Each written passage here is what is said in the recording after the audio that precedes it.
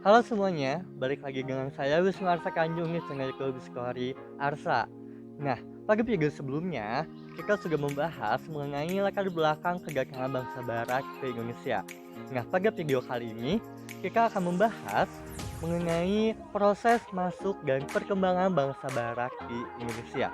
Di mana bangsa barat ini terdiri dari bangsa Portugis, Spanyol, Belanda, dan Inggris. Nah, kita akan bahas mengenai satu persatu perkembangan dan proses masuknya keempat bangsa tersebut. Oke, kita langsung saja ke pemateriannya. Selamat menyaksikan. Bangsa Eropa yang datang ke Indonesia ada 4 negara: Portugis, Spanyol, Belanda, dan Inggris. Nah, tujuan mereka datang ke Indonesia itu untuk mencari rempah-rempah. Selain itu juga adanya slogan Gold, Glory, Gospel. Nah, gold artinya memburu kekayaan dan keuntungan dengan mencari dan mengumpulkan emas, perak, dan bahan tambang serta bahan-bahan lainnya yang sangat berharga. Glory artinya memburu kejayaan dan kekuasaan.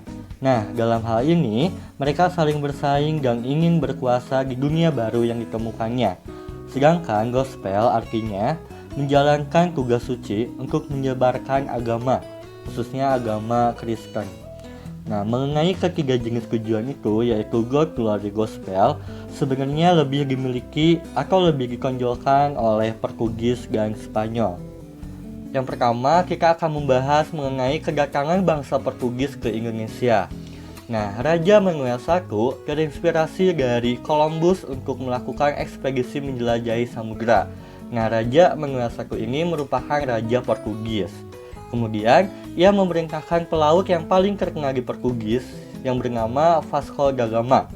Nah, Vasco da Gama ini mencari jalan lain agar lebih cepat sampai di tanah Hindia yang merupakan tempat penghasil rempah-rempah.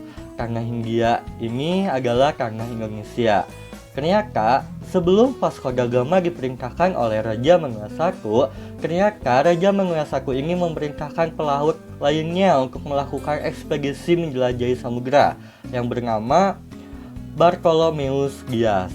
Nah, ia melakukan pelayaran mencari daerah timur dengan menelusuri pantai barat Afrika. Pada tahun 1488, ia mendarat di suatu ujung selatan benua Afrika karena adanya serangan ombak besar.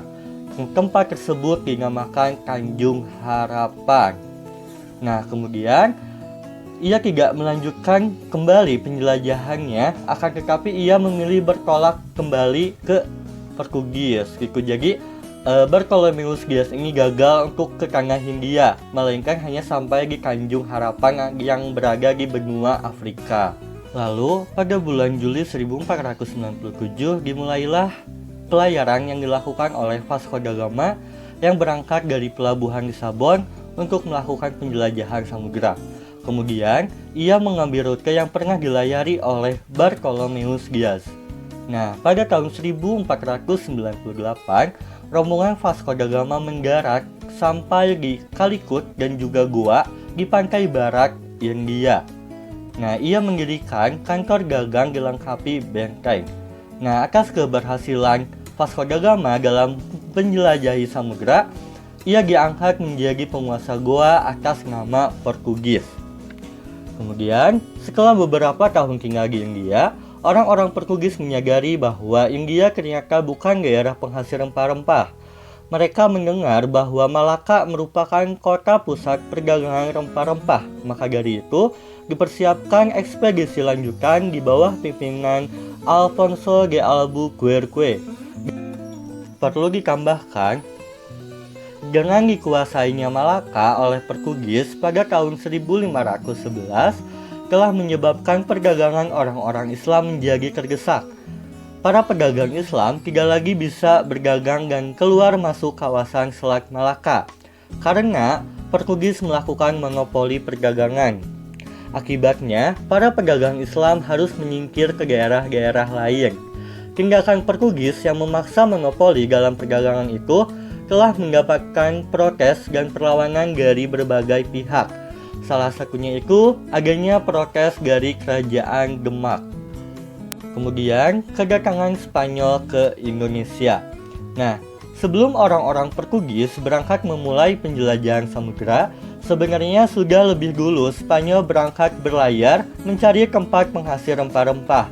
Orang-orang Spanyol dan Portugis dapat dikatakan sebagai pelopor dalam pelayaran dan penjelajahan samudera untuk mencari daerah baru penghasil rempah-rempah di timur, yaitu di Indonesia. Nah, bangsa Portugis dan Spanyol pada umumnya memeluk agama Katolik. Kedua bangsa ini sama-sama ingin menguasai wilayah lain di dunia. Hal ini menimbulkan keprihatinan Paus Julius II untuk menjaga kerukunan antara keduanya. Maka dari itu, Paus turun tangan untuk bermusyawarah dengan kedua bangsa tersebut. Diadakanlah kemudian perjanjian pembagian wilayah. Perjanjian ini diadakan di Tordesillas di Spanyol pada tanggal 7 Juni 1497. Sebelah timur dimiliki oleh Portugis dan sebelah barat dimiliki oleh Spanyol. Jadi dalam rute pelayaran, bangsa Spanyol harus melakukan pelayaran ke daerah atau ke sebelah barat, sedangkan Portugis melakukan rute pelayaran ke sebelah timur. Hal itu bertujuan agar terhindar dari konflik antar kedua negara tersebut. Tokoh yang pertama dari Spanyol yang melakukan penjelajahan samudera yaitu Christopher Columbus. Nah, Christopher Columbus ini melakukan penjelajahan samudera dimulai pada tahun 1492. Nah, ia melakukan pelayaran sebanyak 4 kali. Tujuan pelayarannya yaitu ke Tanah Hindia untuk mencari rempah-rempah. Akan tetapi, Christopher Columbus ini malah menemukan dunia atau benua baru yang sekarang disebut benua Amerika. Nah, akan tetapi Christopher Columbus sampai akhir hayatnya menganggap bahwa benua yang ia temukan atau tempat yang ia singgahi itu merupakan tanah India. Keberhasilan pelayaran Columbus menemukan daerah baru telah mendorong para pelaut lain untuk melanjutkan penjelajahan samudera ke daerah timur. Apalagi Columbus belum berhasil menemukan daerah penghasil rempah-rempah. Berangkatlah ekspedisi selanjutnya yang dipimpin oleh Magellan atau umumnya menyebut Magalhães. Ia juga disertai oleh seorang kapten yang bernama Sebastian Elcano. Berdasarkan catatan-catatan yang telah dikumpulkan oleh Columbus, Magellan mengambil jalur yang mirip dilayari oleh Columbus. Nah, setelah terus berlayar, ia beserta rombongannya mendarat di ujung selatan benua yang ditemukan oleh Columbus, yaitu benua Amerika. Di tempat ini terdapat selat yang agak sempit yang kemudian dinamakan Selat Magellan. Melalui selat ini, rombongan Magellan terus berlayar meninggalkan Samudra Atlantik dan memasuki Samudra Pasifik. Setelah sekitar 3 bulan lebih melakukan penjelajahan, pada bulan Mei 1521 Magellan mendarat di Kepulauan Guam. Kemudian rombongan Magellan melanjutkan perjalanannya kembali dan pada bulan April 1521 rombongan Magellan sampai di Kepulauan Masava atau kemudian dikenal dengan Filipina. Magellan menyatakan bahwa daerah yang ditemukan ini sebagai koloni Spanyol. Tindakan yang dilakukan oleh Magellan mendapatkan tantangan dari penduduk setempat. Terjadilah pertempuran antara kedua belah pihak. Dalam pertempuran dengan penduduk setempat itu, rombongan Magellan terdesak, bahkan Magellan sendiri terbunuh. Nah, pada akhirnya rombongan Magellan yang selamat segera meninggalkan daerah Filipina. Kemudian mereka di bawah pimpinan Sebastian Elcano terus berlayar ke arah selatan. Nah, pada tahun 1521 itu juga mereka sampai di Kepulauan Maluku yang ternyata tempat penghasil rempah-rempah. Nah, tanpa berpikir panjang, kapal-kapal rombongan Elcano ini dipenuhi dengan rempah-rempah dan terus tolak kembali ke Spanyol. Oke, selanjutnya kita akan menjelaskan mengenai kedatangan bangsa Belanda ke Indonesia. Nah, perlu diketahui bahwa pada abad ke-15, Belanda masih menjadi negara vasal Spanyol atau masih menjadi negara bagian dari Spanyol. Berbagai gerakan terus dilakukan oleh Belanda untuk melepaskan diri dari Spanyol, yang kemudian dikenal sebagai Revolusi 80 tahun. Nah, revolusi ini dimulai pada tahun 1566. Di tengah-tengah revolusi ini, kegiatan perdagangan orang-orang Belanda di Eropa, terutama di pusat perdagangan yakni di kota Lisabon, Portugis, terus berkembang dan masih berjalan normal. Belanda juga tidak menemukan kesulitan untuk mendapatkan rempah-rempah di Lisabon. Tetapi pada saat Portugis berada di bawah kekuasaan Spanyol, maka Belanda dilarang lagi untuk melakukan perdagangan di Lisabon.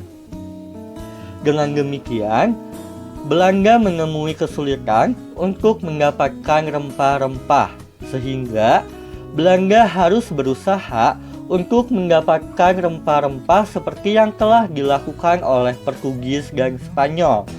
Nah, orang-orang Belanda mulai mencari jalan untuk pergi ke dunia timur atau ke tanah Hindia. Kemudian dilakukanlah pelayaran atau penjelajahan samudera yang dilakukan oleh bangsa barat pada tahun 1594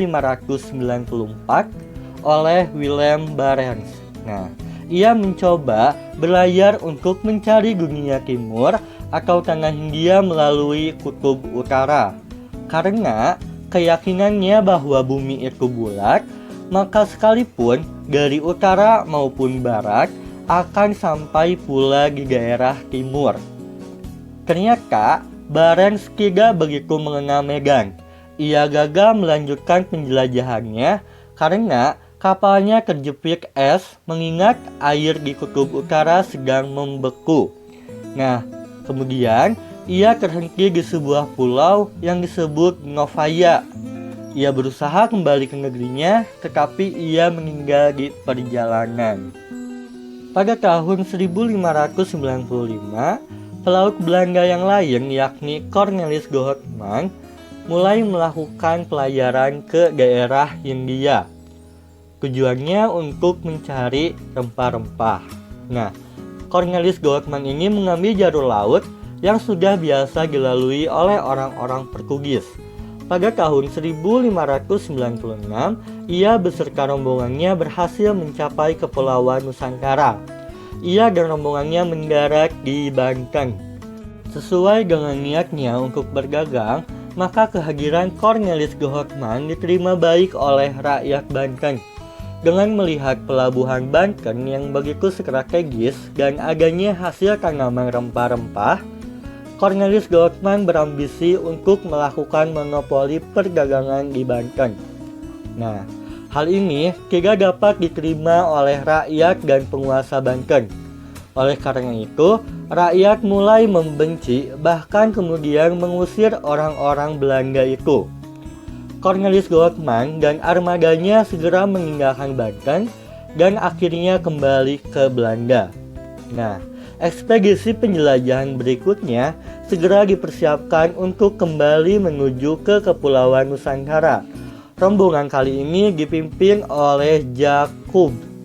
Nah, pada tahun 1598, ia dengan rombongannya sampai di Nusantara dan juga mendarat di Banten. Nah, ia dan anggotanya bersikap hati-hati dan lebih bersahabat, sehingga rakyat Banten pun kembali menerima kedatangan orang-orang Belanda. Belanda mulai melakukan aktivitas perdagangan. Kapal-kapal mereka mulai berlayar ke timur dan singgah di Tuban. Nah, kemudian di bawah pimpinan Jakub, mereka sampai di Maluku pada tahun 1599. Kedatangan orang-orang Belanda ini diterima baik oleh rakyat Maluku. Kebetulan waktu itu rakyat Maluku sedang mengalami konflik dengan orang Portugis. Oleh karena itu, kedatangan Belanda ini diterima dengan baik dan diberi kebebasan untuk berdagang. Pelayaran dan perdagangan orang-orang Belanda di Maluku khususnya mendapatkan keuntungan yang sangat berlipat. Dengan demikian, semakin banyak kapal-kapal dagang yang berlayar menuju Maluku. Yang terakhir, kedatangan bangsa Inggris ke Indonesia. Perlu dipahami bahwa setelah Portugis berhasil sampai di Kepulauan Maluku serta aktif mengadakan perdagangan dengan penduduk setempat, kedatangan Portugis ini telah mendorong perdagangan rempah-rempah semakin meluas. Jalur perdagangan antara Indonesia dengan Eropa semakin berkembang. Bahkan, kota Lisabon dalam waktu singkat berkembang menjadi pusat perdagangan rempah-rempah di Eropa Barat. Dalam kaitan ini, Inggris dapat mengambil keuntungan besar dalam perdagangan rempah-rempah. Inggris dapat memperoleh rempah-rempah secara bebas dan relatif murah di Lisabon. Nah, rempah-rempah itu juga kemudian diperdagangkan di Eropa bagian barat, bahkan sampai di Eropa bagian utara. Akan tetapi, ketika Inggris terlibat konflik dengan Portugis dan Spanyol, khususnya setelah Portugis berada di bawah kekuasaan Spanyol, maka Inggris pun mulai tidak bebas untuk mendapatkan rempah-rempah di kota Lisabon Portugis. Oleh karena itu, Inggris berusaha mencari sendiri negeri penghasil rempah-rempah. Nah, dalam pelayarannya ke daerah timur untuk mencari daerah penghasil rempah-rempah, Inggris pertama kali sampai ke India pada tahun 1498 dengan mengikuti rombongan Portugis yang dipimpin oleh Vasco da Gama. Untuk memperkuat daya saing para pedagang Inggris, perdagangannya di dunia timur ini kemudian dibentuk kongsi dagang yang diberi nama East India Company pada tahun 1600. Nah, orang-orang Inggris juga sampai ke Indonesia pertama kali pada tahun 1579 dipimpin oleh Francis Drake dan Thomas. Inggris juga membentuk beberapa kantor dagang di Indonesia pada tahun 1604. Ini itu saja pematerian mengenai proses masuknya dan perkembangan bangsa Barat ke Indonesia. Mohon maaf apabila ada kekurangan serta kesalahan. Sampai jumpa di video selanjutnya. Bye-bye.